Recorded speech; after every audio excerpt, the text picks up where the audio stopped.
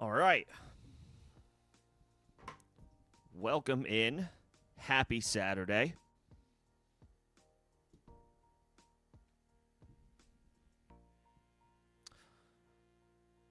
The weekend slate starts today, not tomorrow. So pretty straightforward. Talking shop. Start sit help for the fantasy semifinals. The penultimate week in fantasy football for the vast majority of leagues. We'll get right into it because there are games. There is a game in about 3 hours from now. The Eagles will take on the Commanders at 5 East. And then the NFC North rivalry, Packers-Bears at 8:20 East. So 2 games tonight with plenty, I'm sure, fantasy implications.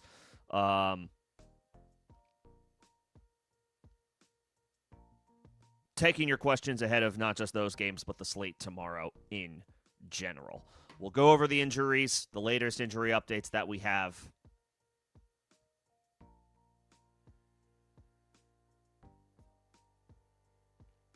And then we'll take a look at lineups and see what makes the most sense for your semi-final matchup. Let's kick things off. Let's get right into it with the injuries. Waste no time. Michael Carter will start, updates as well. It's injury related. Bam Knight is out. Trey Benson is not playing the rest of this year. Michael Carter will start at running back for the Arizona Cardinals against the Atlanta Falcons in Week 16. Carter has very interesting, RB2 appeal in this matchup, assuming he gets the bulk of opportunities. So if you did grab Michael Carter and you don't have clear-cut options at running back, he may be in your starting lineup. T. Higgins is still in concussion protocol. He practiced in full on Friday. I think he practiced limited on Thursday. He is questionable for Week 16. It would not surprise me to see this go either way. Higgins could be cleared to play, or the team could ultimately step in and decide, they're not playing for anything at this point. Cincinnati is eliminated from the playoffs. They could decide as a team to hold the player out, just to preserve his health. Higgins has had multiple concussions this year. But if he wants to play, maybe they let him play. So I would say Higgins is a true 50-50. Ted McMillan is off the injury report. He will go for the Carolina Panthers in Week 16 against the Tampa Bay Buccaneers. Wide receiver 3. A rare wide receiver 3 with wide receiver 1 upside. He certainly can deliver a big performance for you, but it's volatile with the Panthers and their passing volume. They run the ball a lot, and Bryce Young is still very up and down. Tet probably needs to be in lineups as a wide receiver 3, but he carries some decent risk. David Njoku, Dylan Sampson, both ruled out for the Cleveland Browns. Harold Fannin is going to once again get all the work that he can handle as the starting tight end. He's the starting tight end even when Njoku is healthy. With Njoku out, Fannin he's been dominating targets since Shador entered the starting lineup. I imagine that will continue tomorrow, even though it is a tough matchup. Buffalo does not give up a lot of production on the season to opposing tight ends. Drake London will play Week 16 for the Atlanta Falcons. For what it's worth, Kyle Pitts was also on the injury report. He has been removed. He will go coming off of his career night last Thursday in Week 15. We'll see what shakes out there. It wouldn't surprise me to see London play partial snaps and not a full complement of snaps. Just, coming off a 3-game absence, the team is out of it. If he wants to play and is healthy, then by all means he has, it's within his right to play, even though it's a meaningless game as far as the standings go. But we'll see how much he plays. It could impact Kyle Pitts. I'm still firing him up as a tight end 1 option this week. Probably is, still has to be considered a top 6 play on the week, just based on the back of what he did last week and anticipation that London may not play a full complement of snaps. Alvin Kamara is ruled out for Week 16. It would be surprised to see him again this year. Kamara can officially be dropped if he is still on your roster. It'll probably be for the rest of the way Audric Estime and Evan Hull. Estime being the one that is expected to start at running back for the Saints in a great matchup against the Jets. K. Dotton's off the injury report. Okay. Marvin Harrison says he is quote-unquote good enough to go in Week 16. This is like the absolute last thing you want to hear if you have Michael Wilson. Marv is expected to play, make his return after, I think it was a 2-game absence from a heel injury. He had missed multiple other games earlier this year that has allowed Michael Wilson to be unlocked and unleashed. Probably need to temper expectations for Michael Wilson with Marv back in the lineup. That being said, this matchup is so good, I don't think you could take Michael Wilson out of your lineup. In fact, depending on your other options, Marv himself is a viable play, just how good the matchup is and with the amount of volume Arizona throws the football. I would rank Michael Wilson ahead of Marvin Harrison this week. So if you can only play one and have both, I would prefer Wilson. He's the hot hand right now. We have no choice in that scenario. But Marv is a viable flex wide receiver option just because of how good the matchup is and with how frequently the Cardinals throw the football. Quentin Johnston is questionable for Week 16. He has completely fallen off the fantasy radar. Hopefully you have alternate options. Rashee Rice is ruled out for Week 16. No surprise there. He was put in concussion protocol on Wednesday, and that pretty much probably ends potentially his season with the Chiefs mathematically eliminated from the playoff race and Patrick Mahomes out for the year. If Rice has concussion symptoms, why even bother? He will not play. Marquise Brown is a viable wide receiver 4 with upside to make a big play. It's obviously a big downgrade going from Mahomes to Gardner Minshew, but Minshew is a viable backup quarterback in the NFL. And, generally speaking, backup quarterbacks will pepper their top targets. So that could mean a lot of looks for Kelsey. But with Rice out, that opens the door for Marquise Brown, who was good, who was solid in Rice's absence at the beginning of the season, to reemerge as a flex option this week. Rashad Bateman's off the injury report. Okay.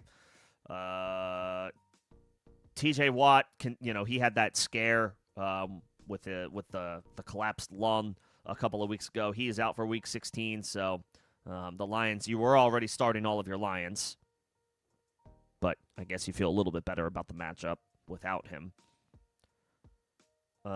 Geno Smith will start Week 16. Good luck, Raiders, against the Houston Texans. You have to start Brock Bowers. Honestly, that's it. You could even bench Ashton Ginty if you have viable alternate options. That's how bad the matchup is. Let's see. Woody Marks, Nick Chubb, both listed questionable for Week 16. Whoever starts for Houston at running back is a great option in a beautiful matchup against Vegas. If it's Woody, you play him. If it's Chubb and you have Woody and Woody is out, Chubb is a viable fill-in. And then Jawar Jordan is the guy they signed off the practice squad, I think, a couple of weeks ago. So he could be involved, but he doesn't have a track record to really give any type of valid prediction until we know definitively who is in and who's out.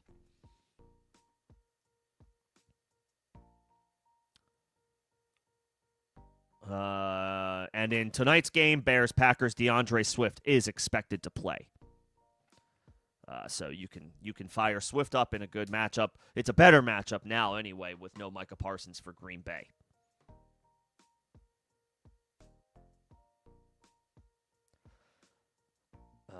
And around this time yesterday, Davante Adams was confirmed he is unlikely to play for the Rams in Week 17. So, it's probably worth holding until the last minute. But if Davante Adams does not play Week 17, he is a drop. I wouldn't drop him yet. Well, of course, talking about redraft leagues, not talking about keeper or dynasty formats. But if Adams can't play in Week 17, don't drop him yet. But he would be a drop going into the week if he gets ruled out in advance. And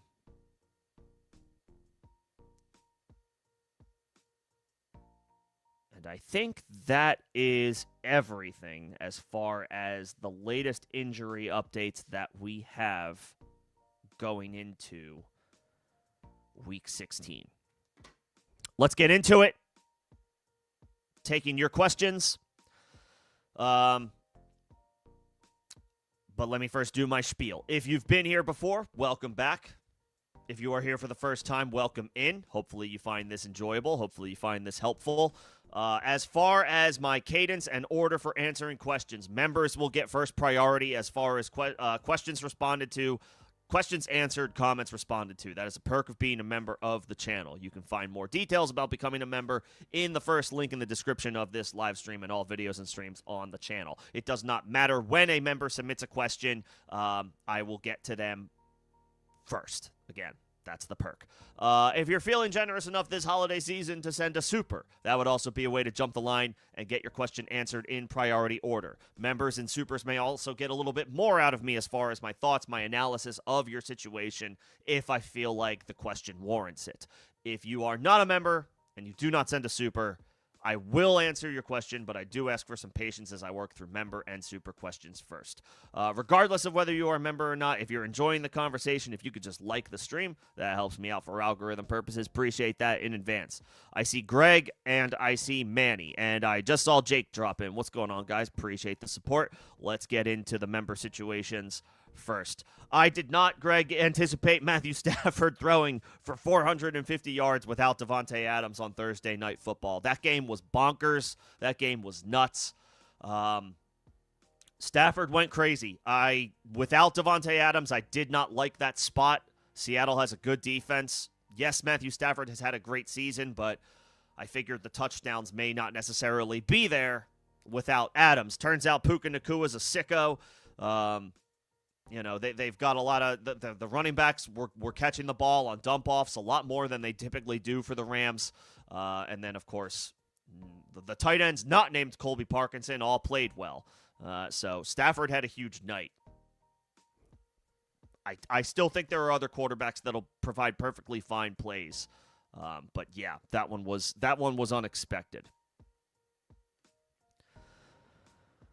Let's see. So, yeah, Nico's a must start. And then, who are our options? Michael Wilson. Yeah, I'm playing Michael Wilson. Wide receiver 2, running back 2, and a flex. Of these options, I'm playing Michael Wilson. I know Marvin Harrison is back, but the matchup is great. And Wilson's on a heater. I can't pivot away from him. I'm going to him. And even if Marv does take targets, Arizona can't run the ball. They may have more success this week in a good matchup. The Falcons' defense stinks. But I would still fire up Michael Wilson. Your running back is Woody. Yeah, it's Woody if he plays. And if he's out, I guess I may actually go Michael Carter. If Woody is out over Aaron Jones, just because it's a great it's a great matchup. And then your flex, I mean, honestly, you could play those running backs. You could just play all of the running backs if you'd want. I would say Aaron Jones is probably the floor play, and DJ Moore is the upside play, depending on what you need. I think that's what I would do. I would go Michael Wilson as your wide receiver, and then I would probably plan to play Woody and Michael Carter, and if Woody is out, I'll go Michael Carter and Aaron Jones. Unless you need to be aggressive and swing for the fences, then I would play DJ Moore instead of Aaron Jones. So just stay fluid and be ready to make pivots if Woody is out.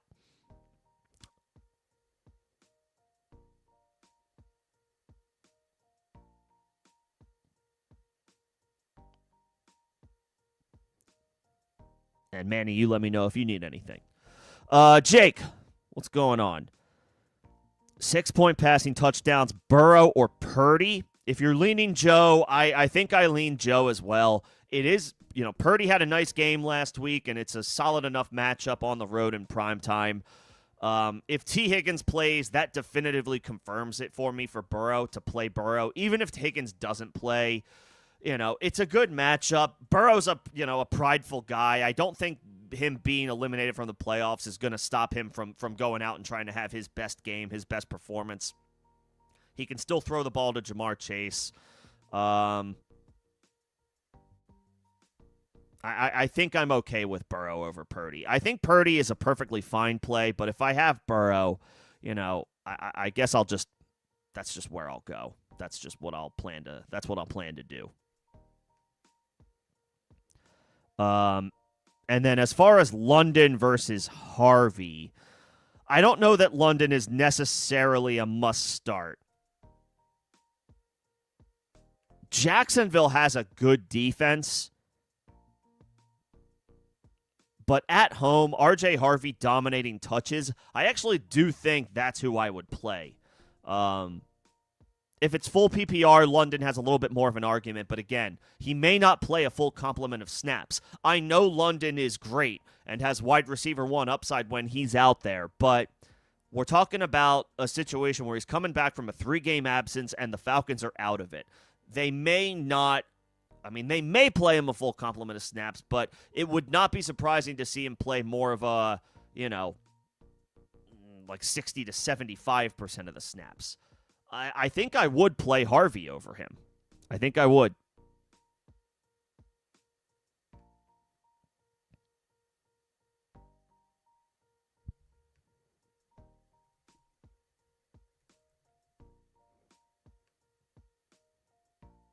Kevin, what's going on? Good to see you. Rico or Pollard? I'll play Rico. Pollard has come on strong recently. And, while this is not a great matchup against the Chiefs on paper, we might be talking about a completely different Chiefs team who is out of the playoff race and doesn't have Mahomes. Rico's playing for something. The Panthers are playing to win the NFC South. And when it comes down to it, I prefer guys in situations that matter over guys in situations that don't matter. On one hand, okay, maybe Pollard plays free, plays with no, there's no pressure, there's nothing to, we're out of the playoffs, I'm just playing to play. Like, sure, fine, that might be okay, but I lean the guy, and I know he's splitting work with Chuba, but Rico has had a overall good season, and the Panthers are playing for something. And it's a good matchup. Tampa's run defense is not as good as they have been in years prior. So I'll take Rico. And then as far as Waller versus Jawan, I mean, I worry about Waller with the rookie. Waller was looking like a great option to end the season, but I guess we were kind of banking on Tua being the starting quarterback for that. Quinn Ewers, maybe he's solid, but he's a 7th-round rookie making his first career start. I know the Bengals' defense stinks, but they stink against regular starting NFL quarterbacks. They are probably in a good spot tomorrow, actually, against a rookie making his first career start. There's no better roll of the dice when you're talking about, like, which defense do you think is going to play well any given week than a defense who's getting a rookie quarterback making his first career start. That doesn't bode well for the Dolphins' offense. I'll take Jawan and the consolidated target share that the Saints offense has that is just funneling opportunities to Chris Olave and Jawan. And Tyler Shuck has looked pretty good and is not making his first career start. I'll take Jawan over Waller. Take Jawan over Waller. Evan, what's going on? Oh, God, you are going against Stafford Puka. I am sorry, my friend. That is a mountain to climb. Again, I said the same thing to Greg and anybody who, is staring down either not playing Stafford or even worse, having gone against him. I was not expecting Stafford to throw for 400, and I know the game went to overtime, but 450 passing yards without Devontae Adams. And our favorite stream, everybody's favorite stream of the week, I liked Parkinson as well, but with him doing nothing and the other tight end stepping up, and the running backs catching way more passes than they typically do, I did not see that Stafford performance coming. Puka, okay, fine. He's one of the best wide receivers in the NFL. A 200-yard week does not happen very often, but at least with Puka, it's like, all right, Yeah, I could see him going off for 40 any given week. Stafford without Adams on the road on a short week against a good defense, didn't see that one coming. Um, I would be hard pressed to find anybody who was pounding the table saying, start Stafford in that situation, or expect a good game or a great game from him. That's just, yeah, that one came out of nowhere. It was a great game objectively, but if you went against the Rams, you're probably not feeling that way. That's a bad beat. That's a bad break. In the fantasy semifinals. Hopefully you can have, it's not over yet. Hopefully you can have some monster performances to counter it, but that's what we need. We need some players to have some big performances. Jake, Fannin or Loveland? I like both of these guys. I like both of these options. Fannin is probably where I go, but honestly, if you feel like you need some upside, and Jake, maybe you do if you feel like you're an underdog, I might go Loveland. Better quarterback play. Here's the thing. If Fannin versus Loveland, and I wouldn't be surprised if I get a few questions like this today. Fannin has been better over the course of the season, and Shedeur Sanders is funneling targets to him. The problem is Shedeur and the Browns' offense in general, and especially their offensive line, are in bad shape. The offensive line is playing horrendously right now. The whole right side of the line is injured. They just put their starting right tackle on IR. It's rough sledding for the Browns' offense right now in general. On top of that, the Bills are a stingy defense specifically against tight ends. So while I think Fannin is fine for volume today, if you need to play aggressive and swing for the fences, you may not be content with shooting, like going for the floor play. Fannin is the high floor. Loveland, I think, is the high ceiling. Better quarterback play, no Rome Odunze, no Luther Burden. Revenge game for the Bears at home against the Packers, who they just lost to a couple of weeks ago, and the Packers don't have Micah Parsons. I think Loveland is your aggressive upside play. I'm not going to suggest Loveland over Fannin for everybody, depending on the scenario, but in this situation, I think I am. I would go upside. You called yourself an underdog. Play aggressively. I would play Loveland over Fannin. I like them both today, but I would say Loveland is more of the shoot for the upside play, whereas Fannin is more of like a volume floor guy. I think in your scenario, Jake, I would go Loveland. If you're, and I'll just, I guess, say for anybody, if you're like Fannin or Loveland or Fannin or, to me, it's like Fannin is the floor play. So if you feel like you're in a good spot, if you feel like you like your team on paper, your situation on paper, you feel like you're a favorite, Fannin is probably a solid play to give you that floor that you're looking for. But if you're an underdog and you're like, I need to swing for the fences, and if this guy gets me only 2 or 3 points, I may not win. I might not be within 20 points of my opponent anyway. I'll just shoot for the fences, and like a 10-point play from Fannin doesn't help me. I need to go for 15, 17, 18. Like, who's got a better likelihood of a 2-touchdown performance? I would say Loveland over Fannin. Is it going to happen? I'm not predicting that. I'm just saying, like, if I had to bet what's more likely, Fannin would be the floor play with volume in a bad matchup. Somebody like Loveland could go off in a good matchup, even though he might look more volatile on paper.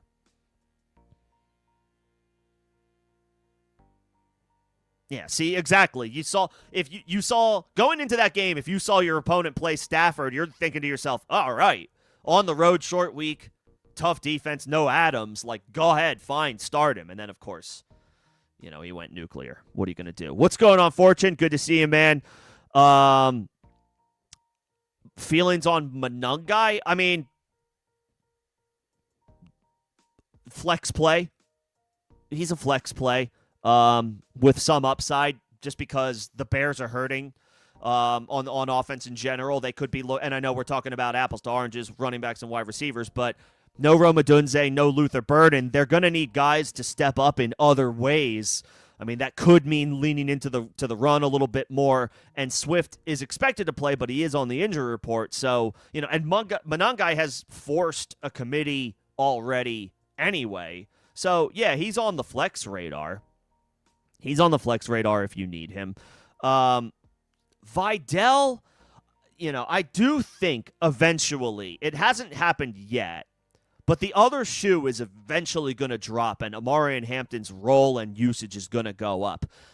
He missed, obviously, a ton of time, Hampton, but he's now played 2 games. He's played, I think, at least a third of the snaps in both of them, or he might have been just under that in his first game back and maybe closer to 35% in his second game back. But when he's been out there, he's been getting the ball. The Chargers are in the race for the AFC West, and I think if they lose, they're cooked. Or they're about as cooked as can be. So they need to stay in it. This is a great matchup on paper. I would think, Hampton, again, for their first-round pick this year, his role is going to continue to increase as he gets healthy and, weeks removed from the injury, and they start to ramp him up, and the games become more must-win, more crunch time. I think that's the situation for the Chargers this week. So, it wouldn't surprise me to see Wan'Dale stay involved, but I don't know that role is increasing. If anything, it could go down. But the matchup is so good against Dallas, and I know their run defense has been better since they brought in Quinnen Williams, but it's still a good matchup on paper, and the Chargers are an offense where, yes, their offensive line is banged up, but you trust them because they have Justin Herbert. So, Wan'Dale's a viable replacement if Higgins can't go, but I actually think I like Monangai more if you need to decide before the Bears game tonight.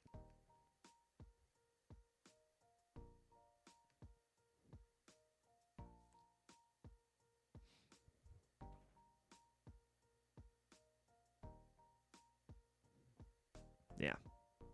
So, yeah, I feel fine about Monangai. I don't feel as fine about Wan'Dale. I do think Hampton's role is going to go up soon as tomorrow. But Wan'Dale is a viable option if you are holding out on T. Higgins and he can't play. Because at least the matchup is good.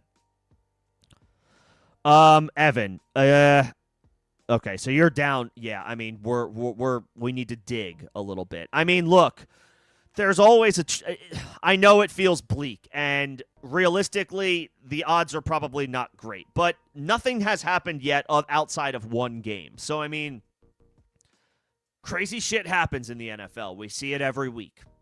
You're rooting for big performances. There's no way around it. You're rooting for it every week, but this week you need it. If you went against Stafford Puka, I mean, you just swing for the fences in as many areas as you can. Go for the upside play.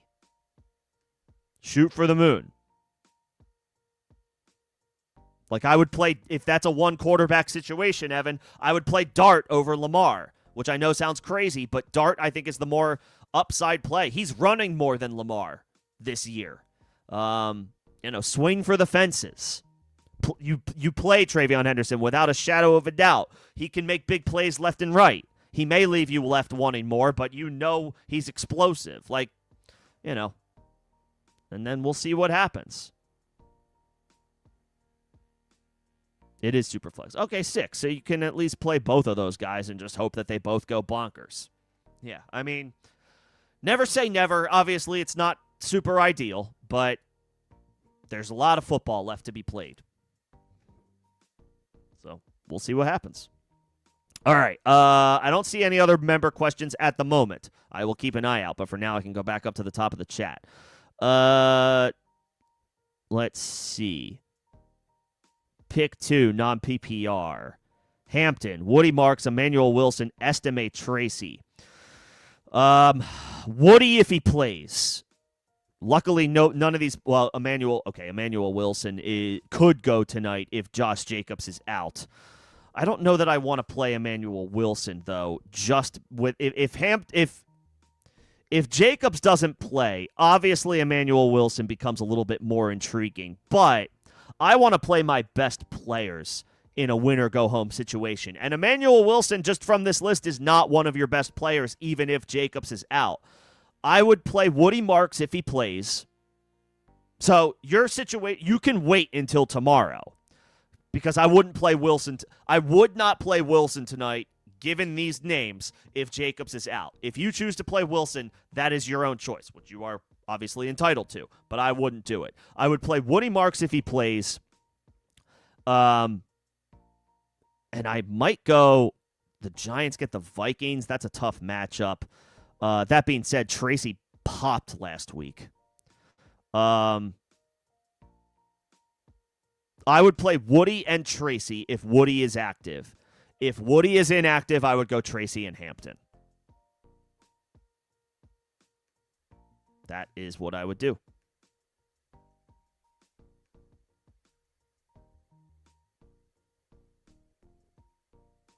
Yep. Woody and Tracy. Tracy and Hampton if Woody sits. Let's see. In the semifinals right now. Okay. Well, JSN and Kyron got you off to a solid start. Herbert or Purdy? Purdy's been good, but Herbert's playing the Cowboys. Herbert. Yeah, Herbert. Purdy's been playing well, but it's the matchup. Herbert's had a good season as well, and it's the Cowboys. It's the best matchup you can ask for. I would go Herbert. I would go Herbert. And then between Rodriguez, Michael Carter, and Chuba, Carter, he's going to start in a great matchup. Chris Rodriguez has had a solid season with the opportunities that he's gotten, but it's not as great of a matchup against Philly. And Ja'Cory Krosky-Merritt had a nice week last week without Rodriguez. I don't know that Rodriguez will be involved, but I got to imagine Ja'Cory Krosky-Merritt did enough for Washington to say to themselves, you know what, we should give this kid some looks and see what we got going into next year. And they can do the same with Rodriguez. It's not like he's old. But, they traded Brian Robinson seemingly at the beginning of the season because they felt good about what Krosky-Merritt could give them this year. That backfired. But that doesn't mean that they can't still give him an extended look and see what they are working with going into 2026. So, Rodriguez could be splitting opportunities. Carter's expected to start. So I'll take Carter in a great matchup against Atlanta. And then Ferguson versus Loveland. Yeah, so I think my spiel about Hannon versus Loveland applies to this question. The safe play is Ferguson. He's been kind of blah with CeeDee and Pickens both healthy. He's been kind of blah, but the floor has still been there. Loveland, on the other hand, he's the upside play. And his floor might be decent as well with no Rome Odunze and no Luther Burden and no Micah Parsons for the Packers. I think the situation sets up well for Loveland today. Boring floor play would be Ferguson. You can hope for 6 or 7 or 8 points. Loveland, he might get you 4, but he could get you 12 or 13 if things go his way. So Loveland is the upside play.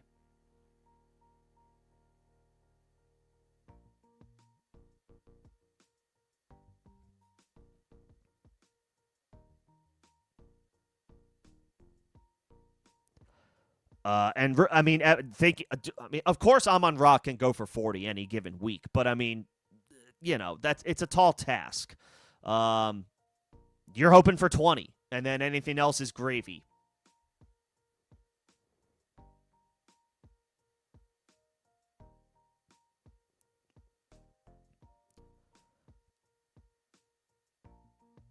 No, Greg. I would probably Jones out, Carter in. They're both in good matchups, but I think I trust the Cardinals' offense in general to move the ball than the Vikings. So I would say Carter out, Jones in if you need the ceiling of DJ Moore. But everything else is correct. Everything else you have correct.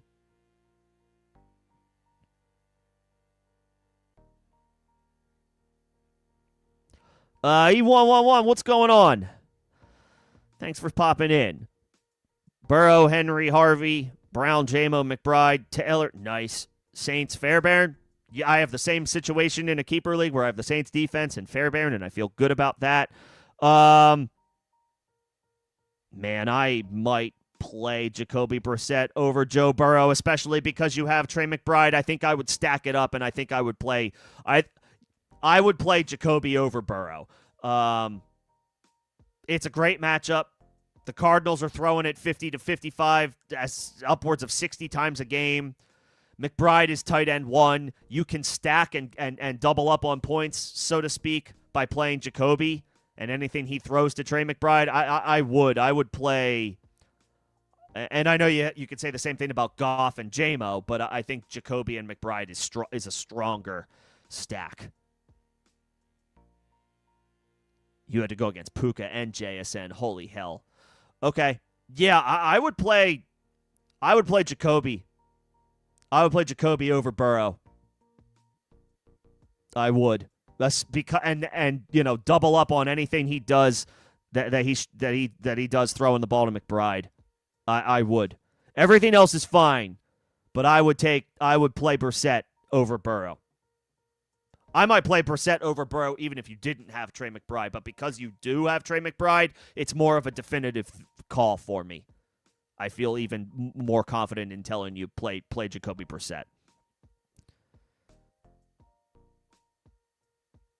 And yes, Greg, Carter over Jones if Woody plays. Yeah. I think Carter over Jones no matter what. And then if Woody is out and you feel like you can just play it safe, then I would play Aaron Jones over DJ Moore. So yeah, you got it. We have our marching orders. Okay, back to where I left off. Metcalf or Olave. Olave gets the Jets. That's pretty tasty. Or Metcalf, who has been good himself against the Lions. I mean, I would love to play both of these guys, to be completely honest, but I'll take the target share that Olave is getting over Metcalf. And I mean, Chuck has been playing well, and he keeps peppering Olave with targets. And it's a beautiful matchup against the Jets. It's a good matchup for DK as well, but Olave has been pretty steady. I was worried about Olave. When they switched to Shuck and they traded Shaheed, I thought to myself, defenses are just going to key on him, and Shuck is an unknown. But Olave has been persevering and playing well, and Shuck has been playing well as well. Better than I was giving him credit for going into when they made the switch. I would go Olave. And finally, from this list, from these questions, where do I have the Chiefs this week? I mean, it's a good matchup, but they're out of it. They are out of the playoffs. They officially have nothing to play for. So, what is their motivation other than being prideful? They're playing for pride. The Kansas City Chiefs, who have, won the division for 8 straight years or something crazy, are playing for pride. They absolutely could come out and do well in a good matchup, or they could end up rolling over. They have nothing to play for. They're more of a top 12 defense for me, as opposed to, if they were in it, if they were playing for something tomorrow, they'd be a top probably 4 or 5 play. Now I'm yeah, okay, they're maybe a top 12 option. I don't feel as strongly about them because they're not playing for anything.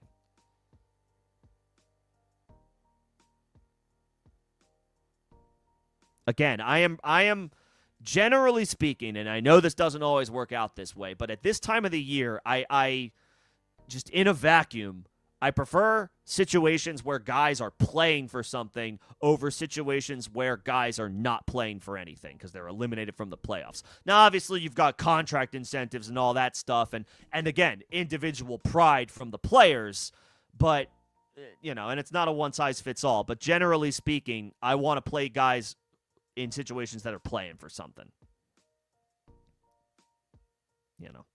And the Chiefs coming off of, 3 Super Bowls in 5 years or 4 years, whatever it is, they as a group of vets with high expectations may not necessarily care about a meaningless Week 16 game against the Titans. They're not like a young upstart team trying to prove themselves even though they're eliminated. That's not their situation, you know what I mean? Sport Dog, what's going on? Again, I see everybody's questions. I will get to them, but I got to get to the member questions first. That's a perk of being a member of the channel. If London is out, I would go. Actually, if London is out, if London is in, actually, London is in, Sport Dog. It's already been confirmed. He's going to play. And if it's half or full PPR, I would probably just play London. I would just play London of this group. I do like Michael Carter's spot tomorrow, but he's not proven. London is. Play your best players. London is one of your best players. Yeah, he may not play a full complement of snaps, but it's Drake London. I would play him, and he's already been ruled in for the game. He will be active. At least that is the overwhelming expectation. Of those names, just play him. Just play London. If he surprisingly, because it would be a surprise at this point, if he surprisingly was ruled out, then sure, play Michael Carter. But plan to play London. Let's see. One wide receiver, one flex in full PPR. McLaurin, Harvey, Coker, Reed, Estime, Carter, Worthy. Coker, not Carter. I think I said Coker Carter twice. I would play Harvey in the flex. He's getting the usage, and the Broncos are at home. They're coming off they've been up and down on offense this year, but they're coming off a good game, and it should be a good matchup against a high-scoring Jacksonville Jaguars offense. And I think can the Broncos clinch the AFC West? They can at least clinch a playoff berth this week, I'm pretty sure, if they haven't already. Actually, they've definitely clinched a playoff berth. They have 12 wins. They might be able to lock up the AFC West. I forget the clinch scenarios this week. But I would definitely plan to play Harvey at home, getting the yeoman's amount of work. And then it comes down to, in full PPR, if it was half PPR, I would actually tell you play Carter. But because it's full PPR and you need a wide receiver, your best guy here is Terry McLaurin. I know it's not been a vintage Terry season, but he is your best wide receiver of this group. Coker's not as enticing with Tet playing. Worthy, not a good year. Jaden Reed, volatile. You're playing Terry. You're playing Terry at wide receiver, and then I would play Harvey at the flex over these other names. I'll take the guy in again scenario where the Broncos can, I think, clinch the AFC West, and Harvey's dominating the touches out of this backfield. Terry McLaurin at the wide receiver spot, Harvey in the flex.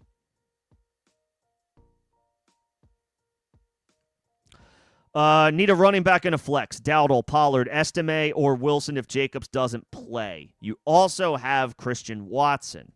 Watson, I believe, is expected to play tonight. He will be playing, probably through some pain. But who isn't at this time of year? To be fair, I would probably plan to play Dowdle. I know Dowdle is splitting work with Chuba, but he's had a good season. He is still their starting running back. And it's a good matchup against Tampa Bay. So I'm going back to the well with Dowdle. And then between Pollard, Estime, I don't want to play Wilson.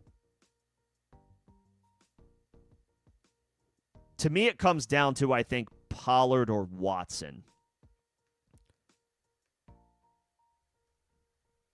Estime's not in a bad spot, but we're talking about a third-string running back. Pollard against Kansas City is interesting, and I think that's my floor play. Watson, I would play tonight in the flex if you think you need to be aggressive. If you need upside, you need to swing for the fences, you need to swing for a big play, then Christian Watson. But if you think you like your spot on paper, if you like your team overall against your opponent, you like your matchups, you feel like you're a favorite, you feel like you're in a good spot, I would play Pollard in the flex as a floor play, and I would play Dowdle no matter what. Dowdle at running back, Pollard in the flex for a floor play, Watson tonight in the flex if you need to be aggressive and swing for the fences.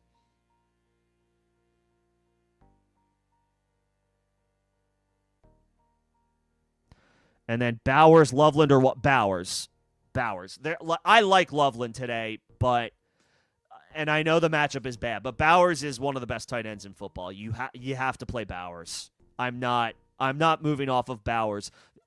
Trey McBride, George Kittle, end of list, are the number of tight ends I would rank ahead of Brock Bowers this week. I know the matchup sucks. I know the Raiders' offense sucks. Brock Bowers doesn't suck. Brock Bowers is awesome. You got to ride with him. You have to.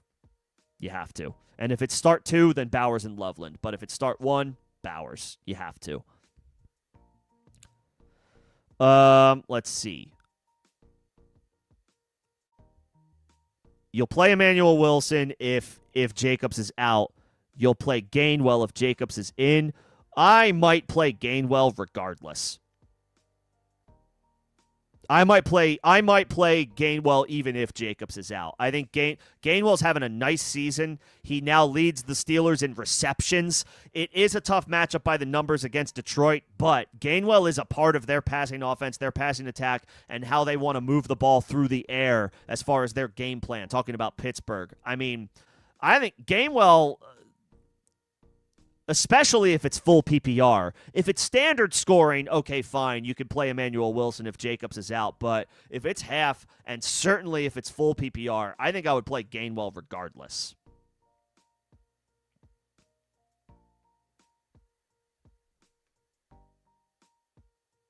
And I would probably play Gainwell over all of those other names as well. Gainwell is a PPR machine right now. I like Terry. I like Devontae. Terry's been good since his, I know the start of the season wasn't great, but while healthy, he's been solid.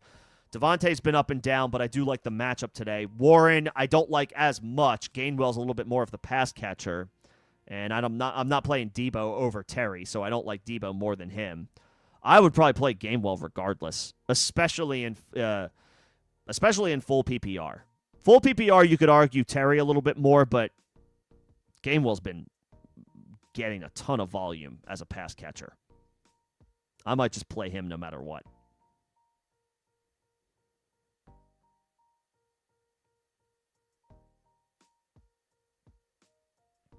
I got the member questions. Full PPR, Jaden Reed, Khalil Shakir, Brian Thomas, David Montgomery. Reed gets the Bears tonight. Shakir, brutal matchup tomorrow against the Browns, but Josh Allen is Superman, so mitigates that a little bit. Montgomery in a reduced role at home against Pittsburgh, but they are touchdown favorites, so that makes him a little bit more volatile or viable. Brian Thomas is probably going to see Patrick Surtain tomorrow, so I don't love that. And Jaden Reed, in his kind of up and down role with Green Bay.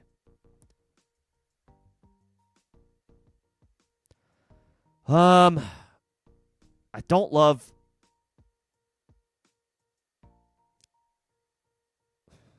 some of these matchups.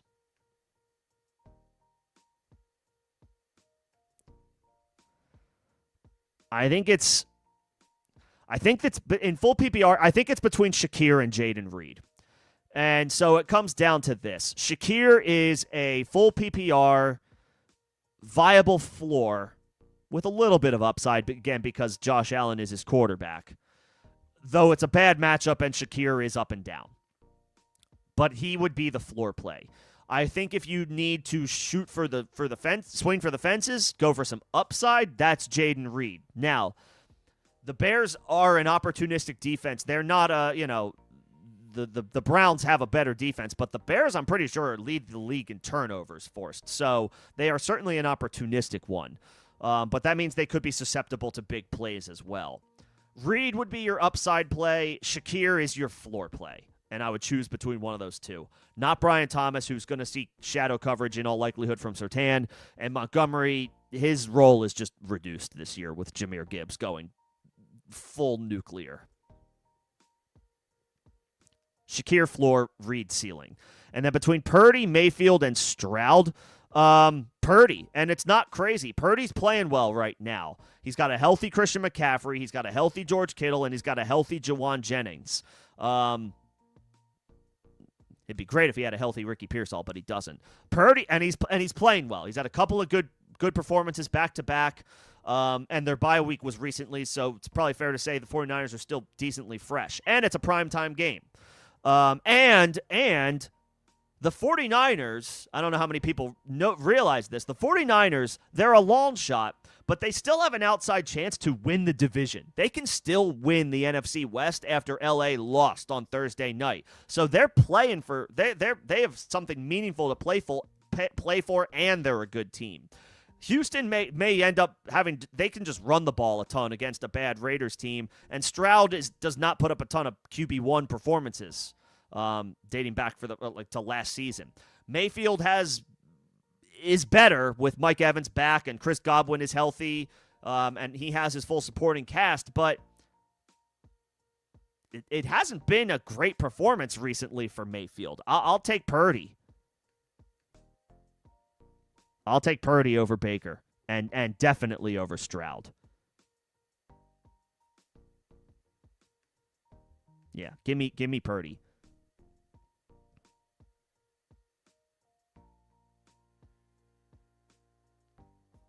Real quick from Sport Dog.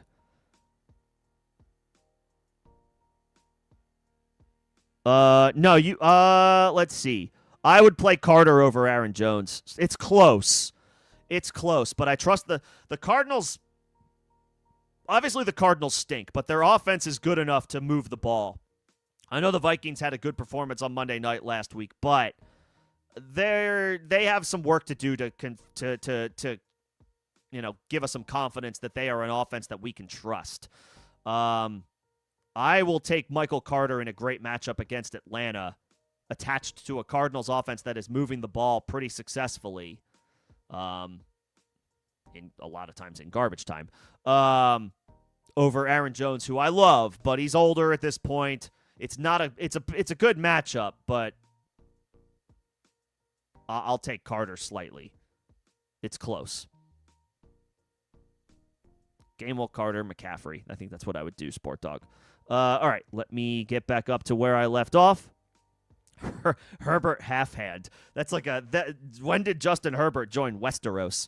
But I like it. Herbert half-hand against the Cowboys, or Caleb against Green Bay. I know Justin Herbert is volatile with the hand, but it's that matchup. It's that matchup against the Cowboys that I want to fire up everybody against Dallas, and Herbert half-hand,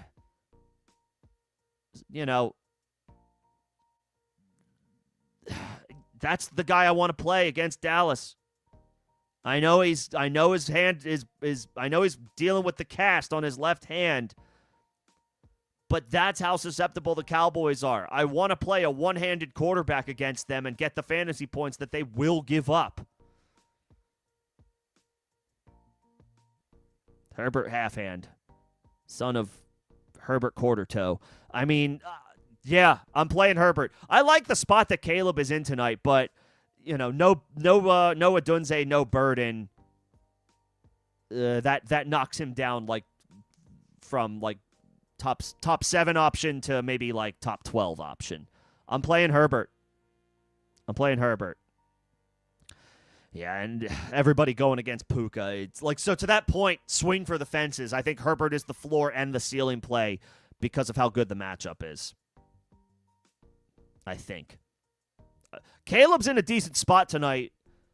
No Micah Parsons for the Packers, but the ceiling might ultimately not be there anyway without Odunze and without Burden. So I'll take Herbert. Yeah, everybody who's playing against Puka right now is hoping for some big performances from some of their guys to kind of counter that. We'll see what happens. One wide receiver, one running back, and one flex. Dowdle, Gainwell, Woody, Michael Wilson, and it's full PPR. Woody if he plays, because he gets the Raiders. He gets the Raiders. So that's a great matchup. It's as good as it gets. Woody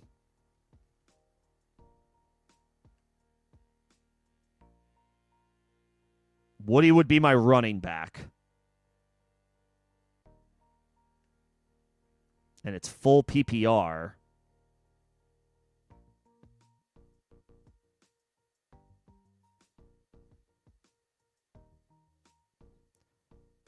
I think I want to play Jacoby Myers coming off of they just signed him to a contract extension. That's like a little intangible X factor that I kind of like for Jacoby.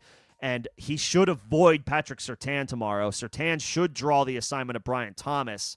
Surtain doesn't really go in the slot. Myers is the slot receiver. And he's been awesome. And he just got the contract. In full PPR, I think I would play Myers as your wide receiver. And then I would play Woody Marks and Rico. And if Woody is out, I would go from Woody to Gainwell. Yep. Myers at wide receiver. Woody Marks if he plays. Rico, and then Gainwell if Woody is out. That's where I'm going. Monangai or Estime. This one I would actually probably go Estime. Monangai has forced a split backfield with DeAndre Swift, and he's doing well with it, but Estime is expected to start tomorrow. And that is from the Twitter account, X account of Nick Underhill, who covers the team, who covers the Saints. And it's a great matchup against the Jets. Estime. Monangai is a decent option. I think Monangai is a decent flex option. I think Estime is a high-end flex option, if that makes sense. I would go Estime. He's expected to get most of the opportunities out of the Saints' backfield.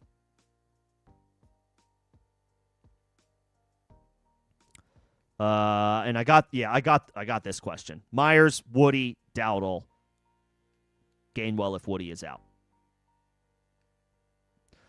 Full PPR, Carter, Diggs, or Terry? Carter. Great. I mean, it's a great matchup against the Falcons. And he's expected to start for Arizona. No Bam Knight. Yes, DeMercado could mix in, but Carter got most of the opportunities last week. Could be riding the hot hand approach, and in a great matchup against Atlanta, I'll take Carter.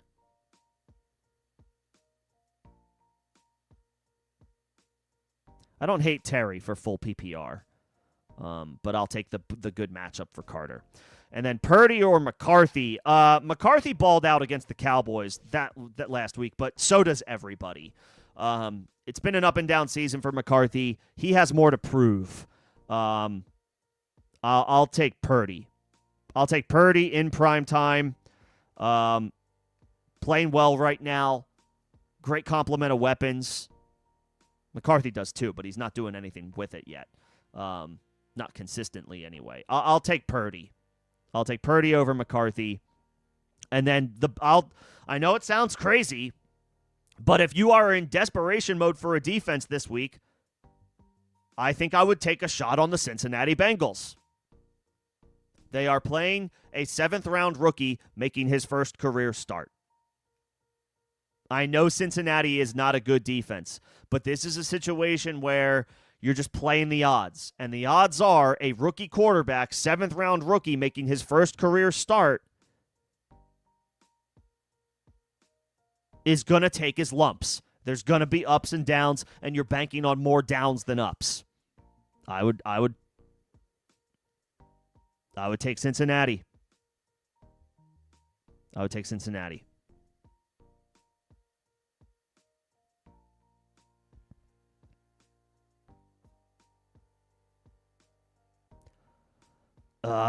Need a FanDuel lineup. I don't know what I haven't looked at like DFS prices for this week, but I mean, some decent values that I'm off the top of my head, like Amarian Hampton might be cheap.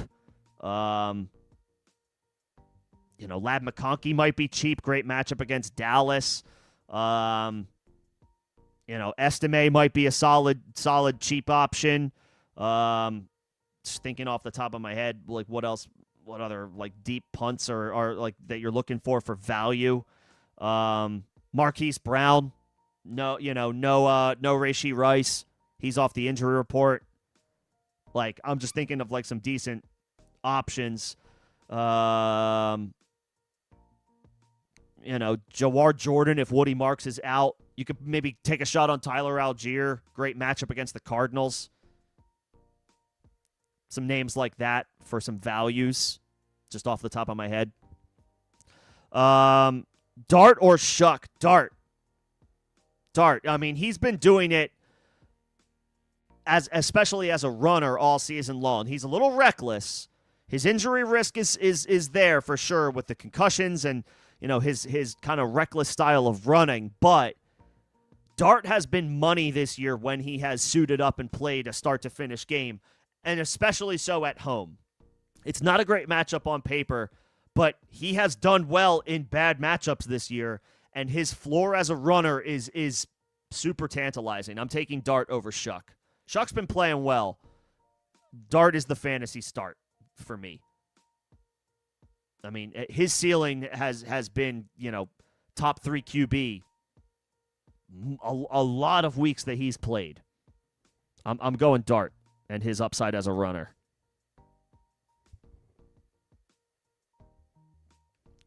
Would I play the Chiefs or the 49ers D? The 49ers. 1, they're playing for something. 2, they're playing Phillip Rivers. And I know it's a home game for the Colts, and Jonathan Taylor is scary. I don't care. It's a different offense. It's a different offense now. This is not the same Colts offense that was leading the league in so many different categories at the midway point of the season. Daniel Jones is gone. Their ability to push the ball downfield is gone. Like, Alec Pierce is not a playable player right now. Michael Pittman, you're hoping for like a low floor as a wide receiver 4.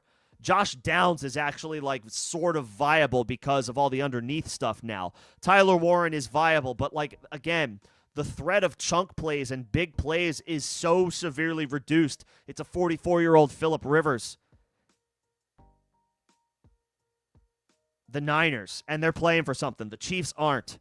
Yes, the Chiefs have the better matchup, but the Chiefs are eliminated from the playoffs. I just don't love that. Don't love it.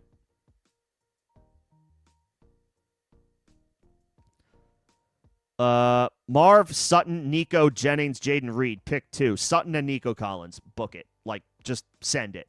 You don't even think twice. Nico, I know there's a concern. Like, the Texans might just run the ball in the second half. Yeah, fine. But Nico could be the one he's the baller stud wide receiver 1 to make the plays and get the scores in the first half to put this game out of reach. Like, Nico for sure. And then I'll take Sutton. I mean, the Jags' defense is much improved, but they're still leaky in the secondary. The Broncos' offense has been better at home. They played well last week. Like, I'm going with Sutton.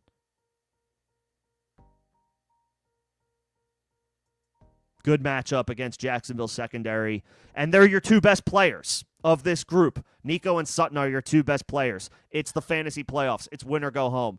Play your best players. That's Nico and Sutton. Do I think T plays? It's 50-50. The Bengals are eliminated from the playoffs, and T has suffered multiple concussions this year. The smart thing would probably be to shut him down. But I don't know that that's going to happen. If Higgins wants to play and the Bengals decide, well, if he wants to play, we won't say no, then sure, he could suit up. It's truly 50-50. This is not a cut and dry scenario. Well, it probably should be cut and dry. Multiple concussions suffered for a team that's out of it. You probably should rest him for the long-term interests of the player. But I'm not the one making the decision.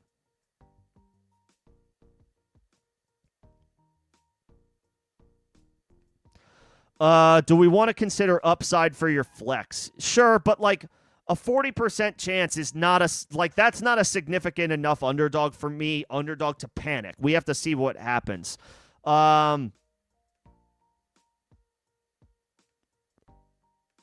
Gainwell or Devontae Smith? I mean, sure.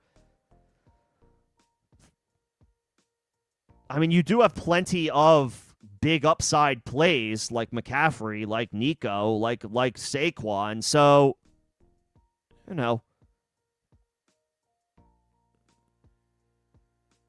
If it's full PPR and you want to take a shot with Devontae Smith, sure, fine. But I don't. If it's half PPR or standard scoring, I would be fine playing Gainwell. If you want to play Devontae in full PPR, though, that's fine.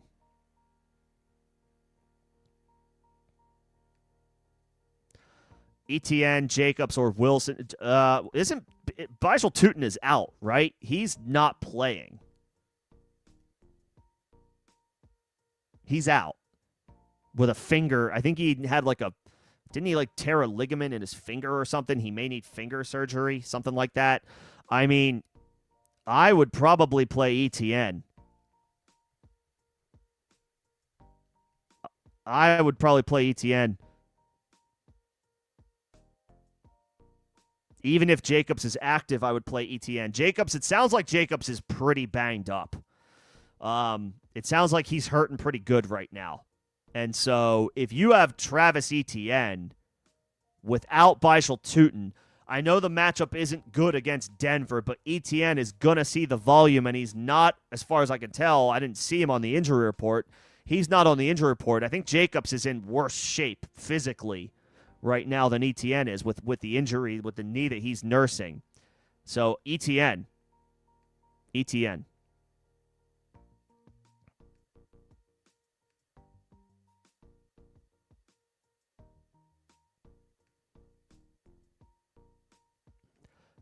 Chiefs or Bucks defense. This is where I would go Kansas City just because they're better.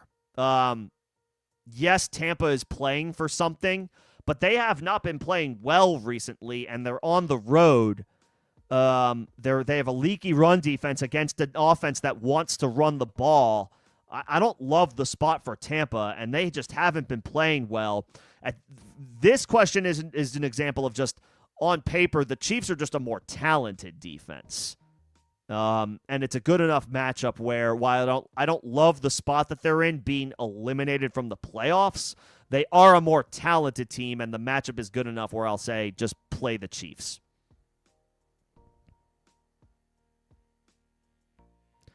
We're picking 3 from this group: Pickens, Tet, Thomas, Egbuka, Monangai, or Emmanuel Wilson if Jacobs sits.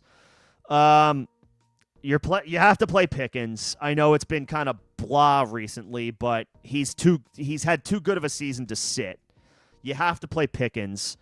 I don't like Brian Thomas against Patrick Surtain. I don't love Egbuka because the numbers just haven't been there recently.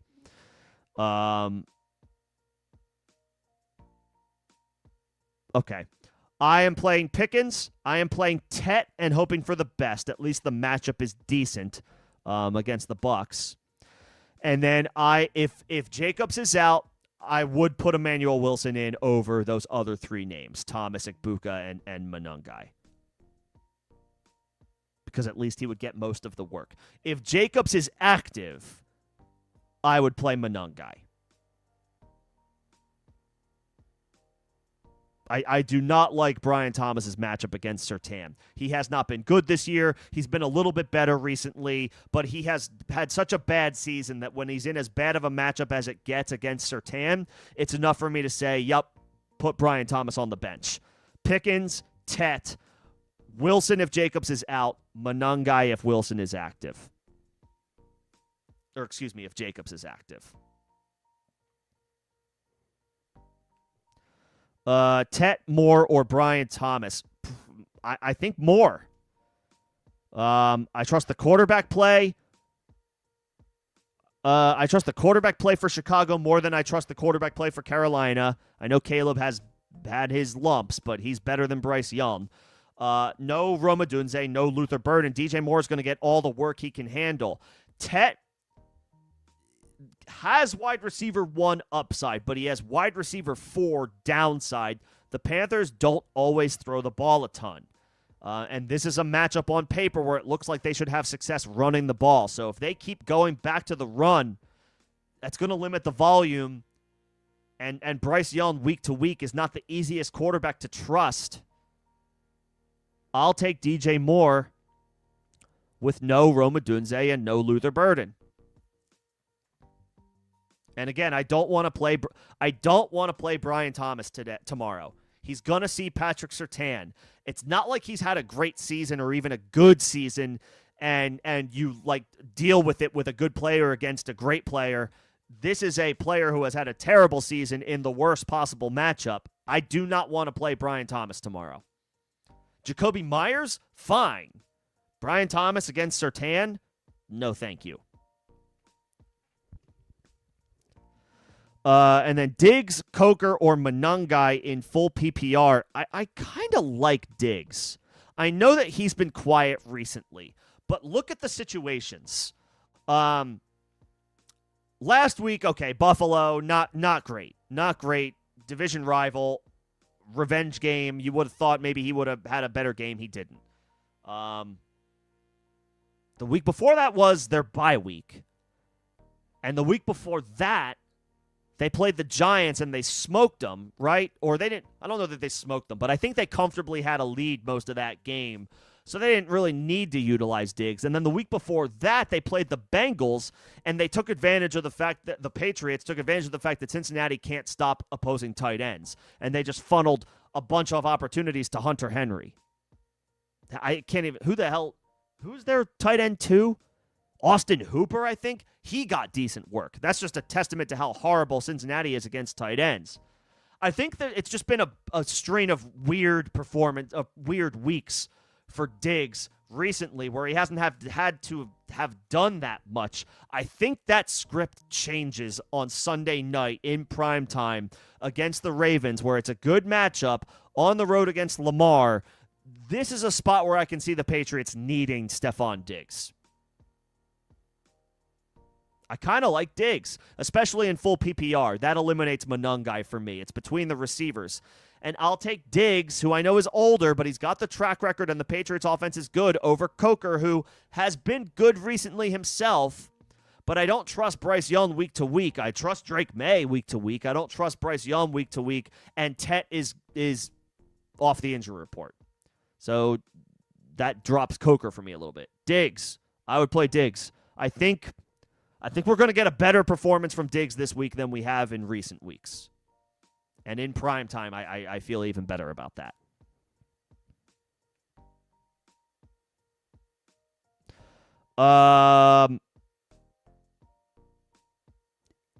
You're worried about Marks? That's fair, but if he's active, it's such a good matchup. The Raiders are giving up crazy production to opposing running backs.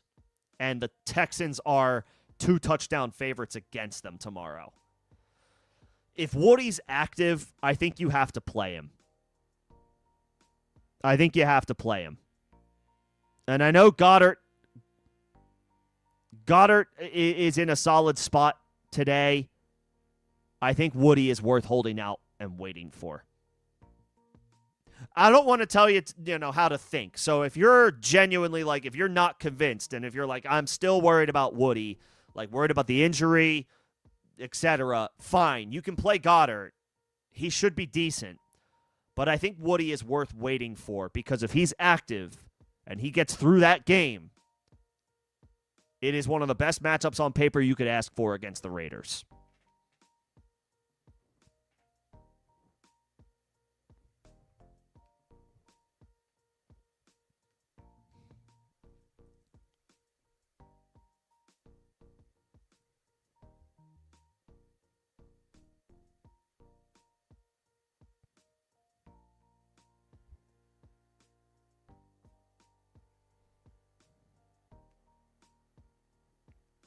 I think Woody's worth hanging on for.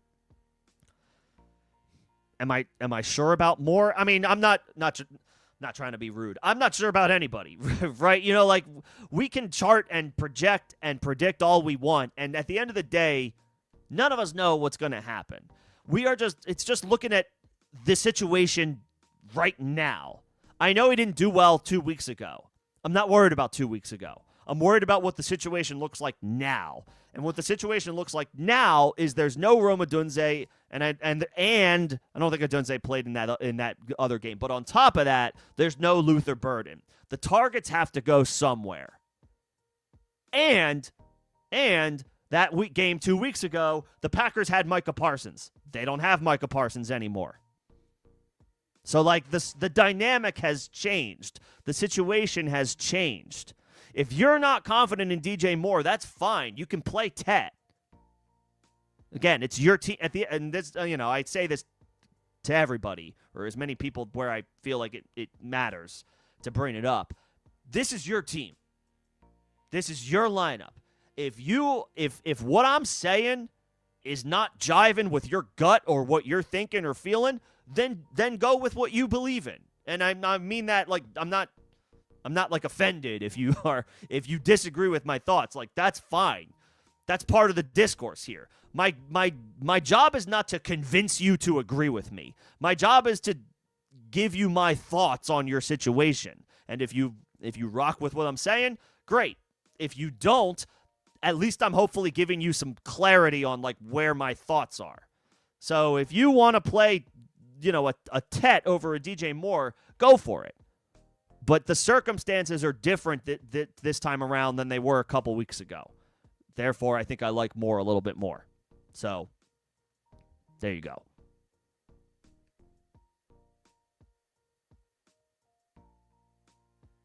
E111, speaking of Brian Thomas. Yeah, man, I don't want to play. I do not want to play Brian Thomas. I really don't. I worry. He has not been good this year on the whole, and he's gonna see Surtain.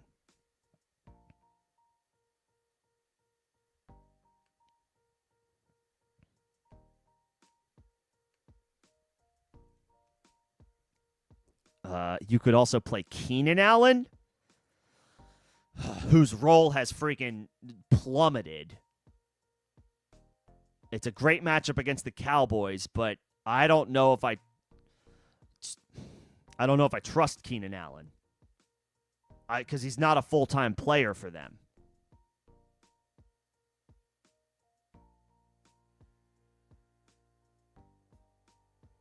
Man. I don't expect much from Brian Thomas, but maybe of those options, that's where I go. If it was full PPR, I may tell you to play Shakir, but if it's half PPR, Shakir's not as enticing.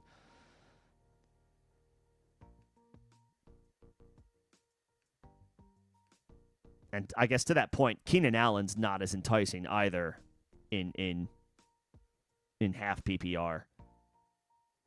I guess Brian Thomas, but I don't have a strong feeling on that. I don't have a confident feeling on him.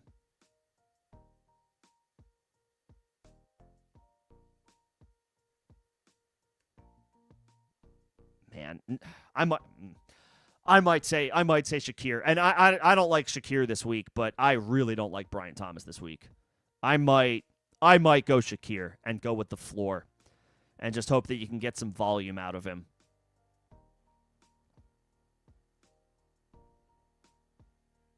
I might go Shakir.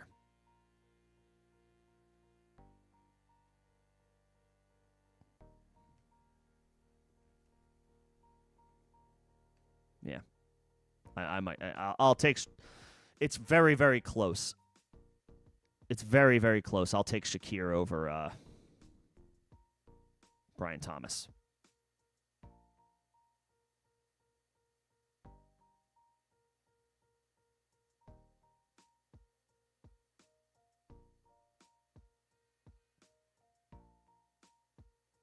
Yeah.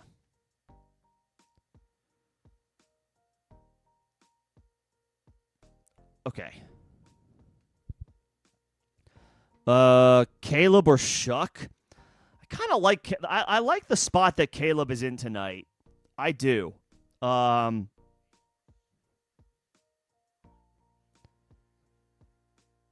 Shuck, though, is getting the Jets at home.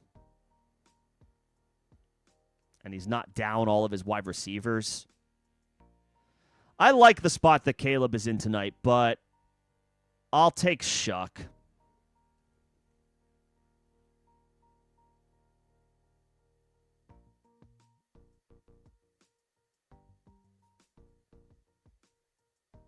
I'll take Shuck. He's been playing pretty well.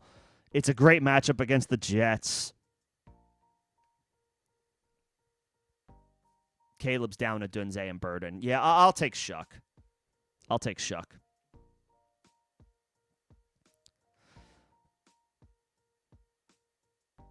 Jaden Reed or versus Coker. I mean, that's fine. I think that's okay if you want to just plan to wait on Higgins and then play Coker and not worry about Jaden Reed. That's fine with me. Jaden Reed might be a little bit more enticing if Christian Watson is less than 100%, but I think Watson's expected to play. So, Reed remains volatile. He could go off. He could do nothing. It's kind of been his MO. Very all-or-nothing player. And that's tough to trust in the fantasy playoffs. Yeah, wait on Higgins and plan to play Coker if Higgins is out. I think that's totally fine. We are at the end of the chat, so I can stick around for a little bit longer just in case there are anybody else pops in with anything, or if you want any clarity on something you already asked. There's no wait for questions right now, but I guess really quickly, appreciate everybody coming in and hanging out today. Wanted to make sure that I got a live in before the games, and with the games playing today, had to up the schedule a little bit. Debo, Franklin, Butte, Ramondre. Debo, just because I guess he could see more opportunities without Zach Ertz. And I imagine Washington will be throwing if they're trailing against the Eagles, which I feel like is a safe bet. And then Ramondre against Baltimore is probably the floor play. Butte would be the upside play.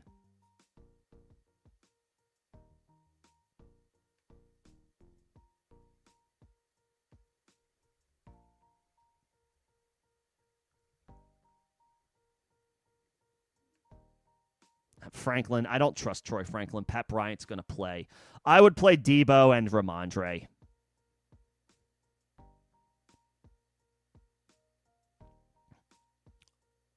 Yeah.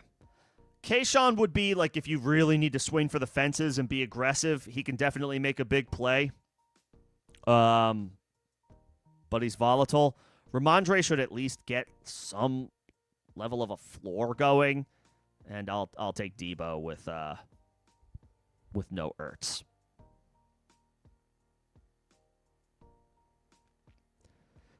Yeah, I would play Fannin over Warren. I think Warren will be okay on Monday night, but it's devolved into such a sad state of affairs, such a sad situation.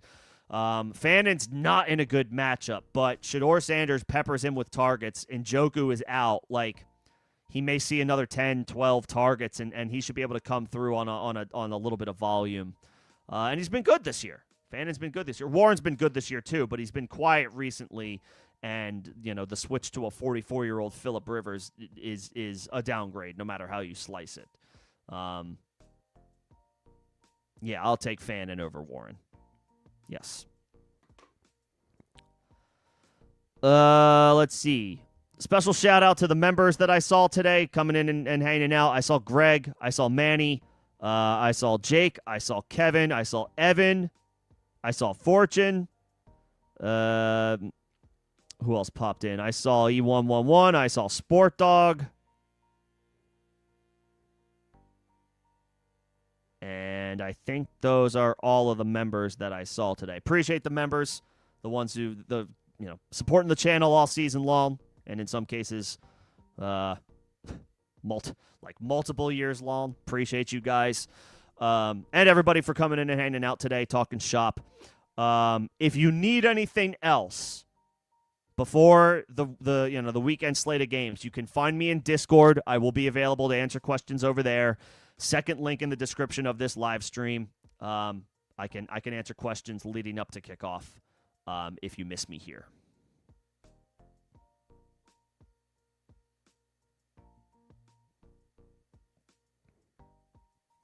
But if there are any questions that pop in, there's currently no wait for questions. Let's see. One running back, two flex: Dowdle, Carter, Brees Hall, Jalen Waddle, Addison. Definitely those first two running backs. Dowdle as the starter, the clear-cut starter, over Chuba. At least that's how it went last week. Carter, expected to start for Arizona in a great matchup against Atlanta. And then Addison, I'm not there yet. McCarthy needs to show some more consistency. Waddle with the QB change is definitely volatile. I hate the spot that Brees Hall is in, but I guess he will get some volume.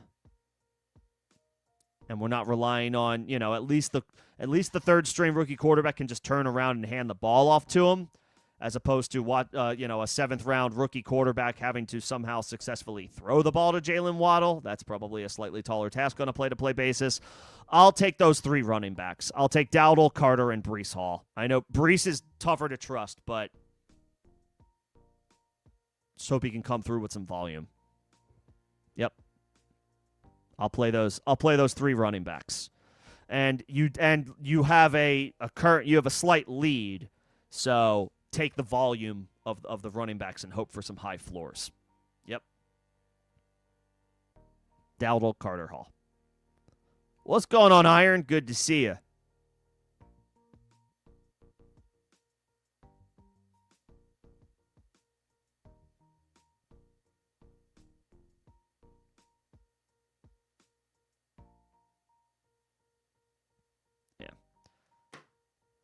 I don't know if you're staying up late for these games, but it is the playoffs.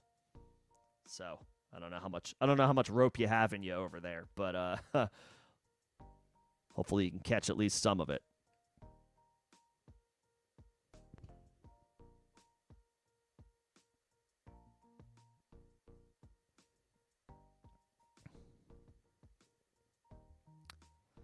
You have May E111. No, that doesn't change my answer. I would still play Debo, and I would still play Ramondre.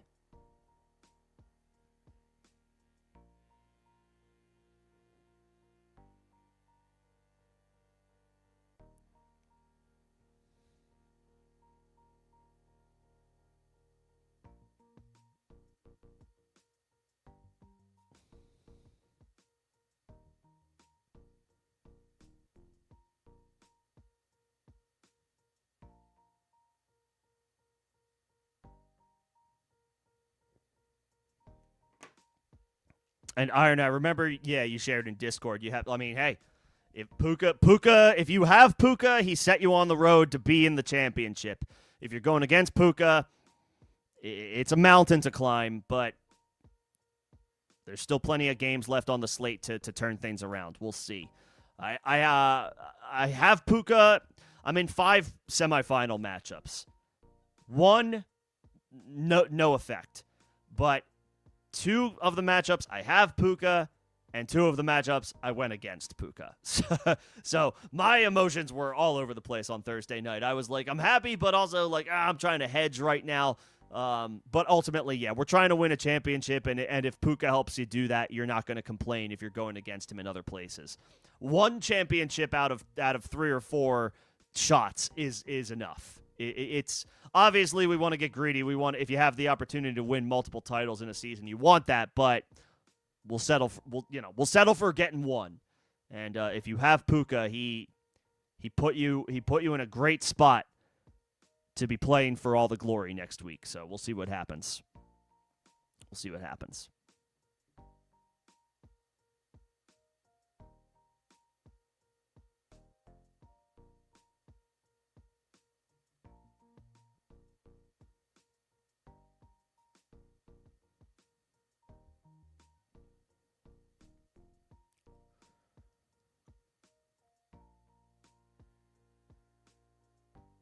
Just checking to see if there's any updates on injuries. There are no injuries, nor no new injury updates to report. Okay.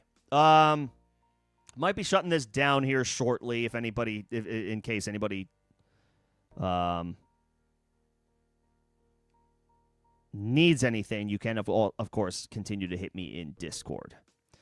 Yeah, Iron, I would play Goddard over Ferguson. Ferguson is kind of blah, kind of boring. Goddard has been the better option this year, especially when CeeDee and Pickens are both playing for the Cowboys. Ferguson's volume dips dramatically. Goddard, even with A.J. Brown and Devontae Smith, is a regular part of the Eagles' offense. He's heavily utilized in the red zone around the goal line. Goddard over Ferguson for sure. For sure. I feel good about that one.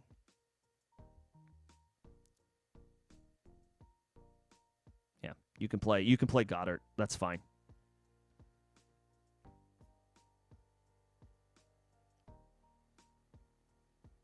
Yep. Thanks for stopping in, Iron. Good to see you. Appreciate everybody coming in and hanging out today. Congrats on being in the fantasy semifinals. That is no small accomplishment. Obviously, best of luck to everybody getting the results today and tomorrow that they're looking for, and hopefully that leads us to championship week. I will be live on Tuesday, 6 p.m. Eastern. It'll be a combination of waiver, if there's viable options to pick up, and then also there will be start-sit help with there being 3 games on Christmas Day, just 2 days after. So I will be streaming with not just waivers, but start-sit advice as well. Happy to take it next Tuesday, leading into championship week, leading into week 17. Best of luck to all of you getting to that point. Hopefully all matchups and situations go your way, and hopefully I see you all here next week. Be sure to stop by next week, whether you win or lose. Let's do a little, toast on the season in general. Hopefully it's been a mostly successful one for you. I obviously hope as many of you as possible are in championship week next week. But by all means, feel free to stop by all the same. Hopefully it's with a win. But before the season wraps up, just as an opportunity to hang one more time. But I think that'll do it for me tonight. Best of luck in your matchups. Congrats again on getting to the semifinals. And hopefully I see you all week 17 with a championship on the line.